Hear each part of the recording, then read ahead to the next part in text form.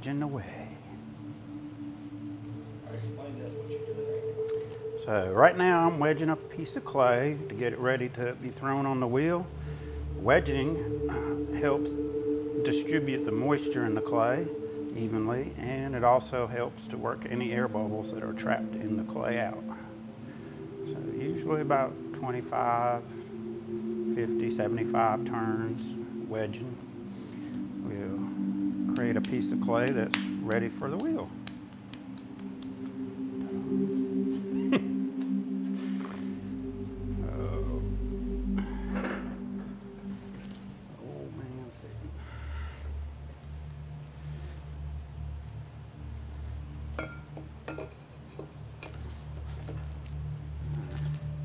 If I sound terrible, we're just going to put music to the whole thing. There won't be any talking. I already got music. Yeah, we're good. Okay. A theme from Superman? Yeah. I'm messing with you.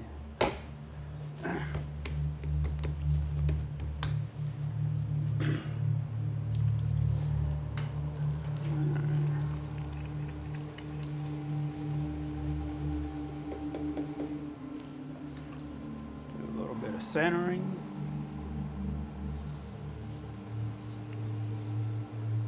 Some coning.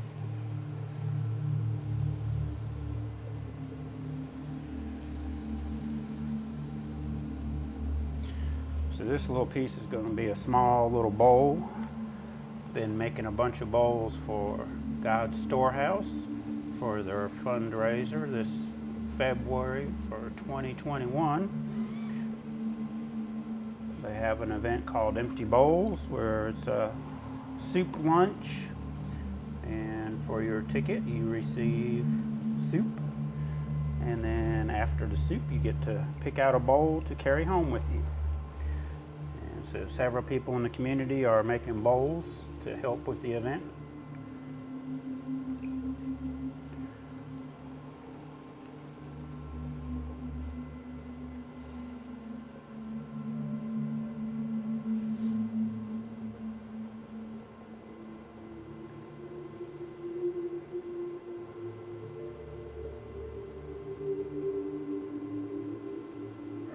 Start with one of the questions on here because I think it might be kind of neat for people to know that.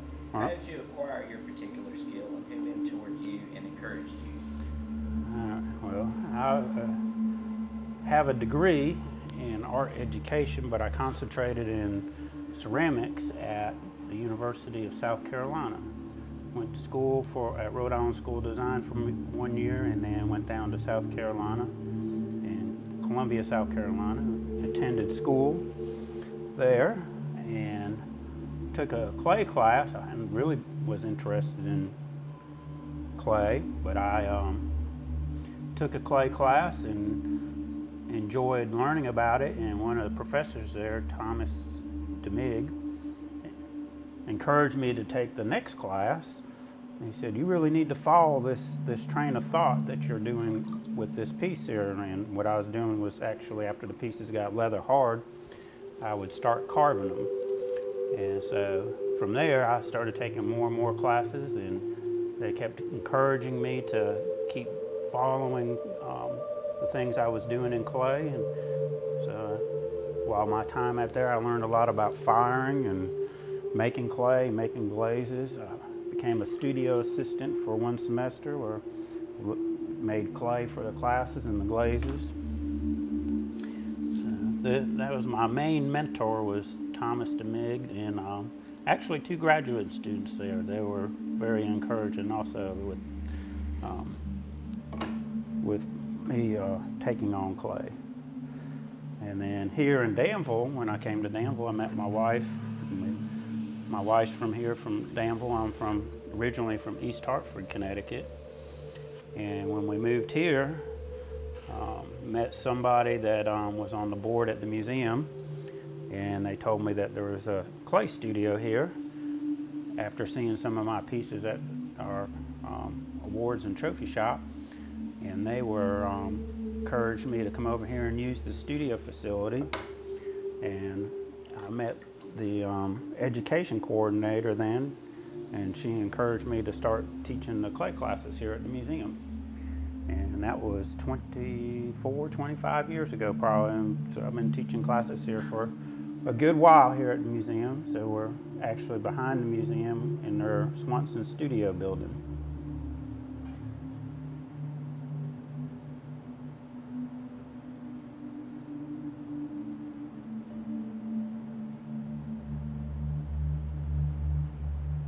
When did you start becoming involved with the DMFAH Art on the Lawn event, and why do you think the event is important to have in the Danville community?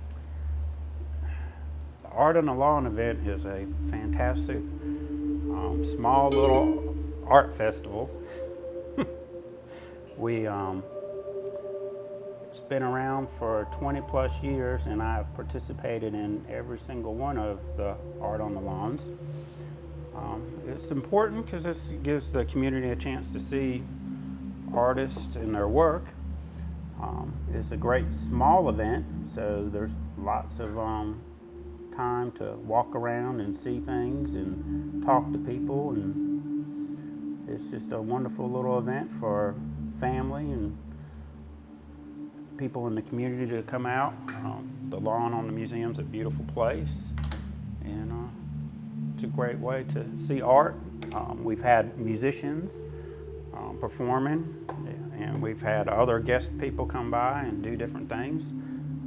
One year we had Danville Little Theater out there and performing.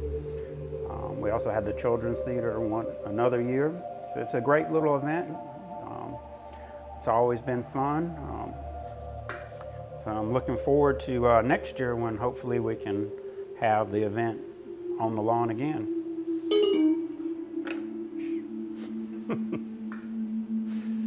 All right, I think we're done with this bowl here. I guess we can pause now. We'll get rid of my phone.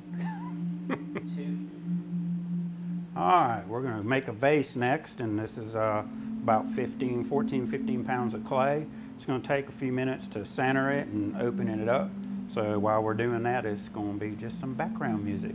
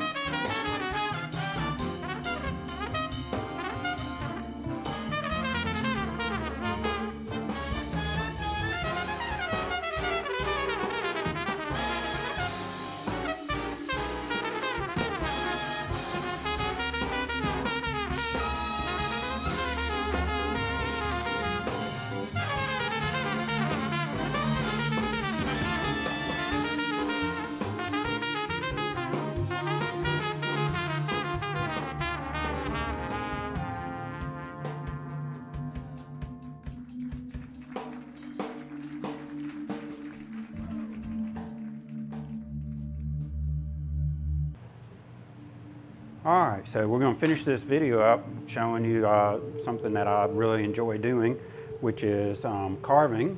And so here's a bowl that I've done that in the leather hard stage of the clay, I'll draw a design on, and then I'll take some of the clay away so it creates a raised surface and create a design on it. And that's something I really enjoy doing, and I'm going to demonstrate one of the carving pieces on one of my pieces here.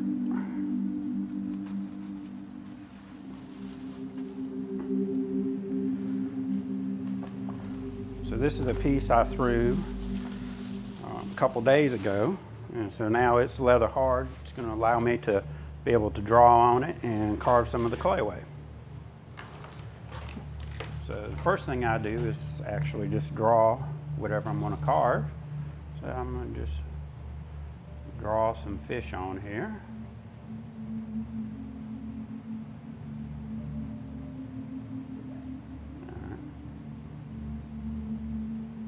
So my fish are kind of a stylized goldfish. I'm not real accurate with details on them, just so it's a fish.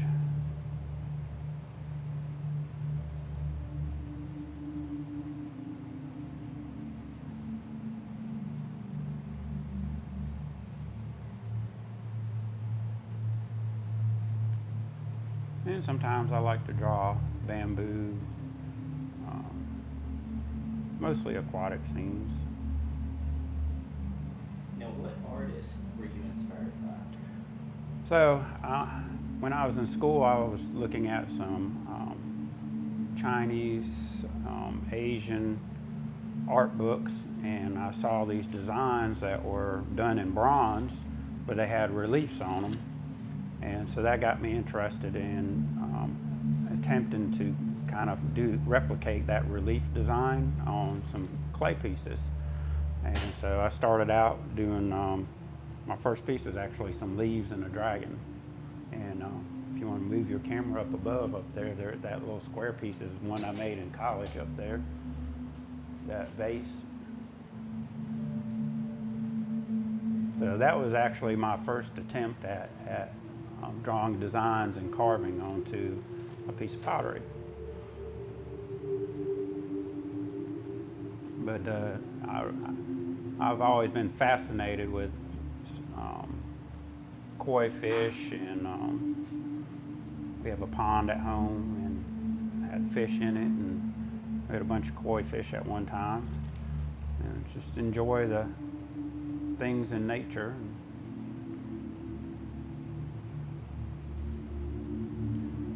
And so once I have my design down,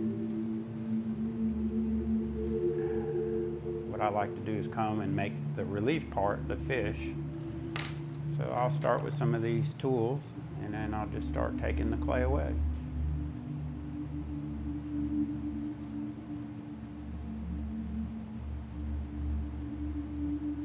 And so the raised portions on this will be the fish. Take some of the clay in between.